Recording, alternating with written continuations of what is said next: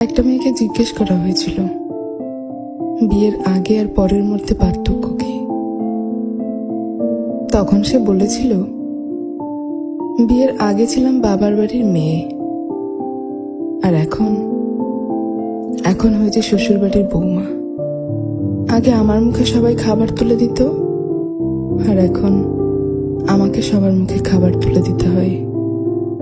আগে একটু ব্যথা পেলে চিল্লাচিল্লি করে সারা বাড়ি মাথায় তুলে ফেলতাম, আর এখন অনেক ব্যথা পেলেও একটা শব্দ করি না। আগে হাসার জন্য মা বকতো, আর এখন কাঁদতে গেলেও ভয় হয়।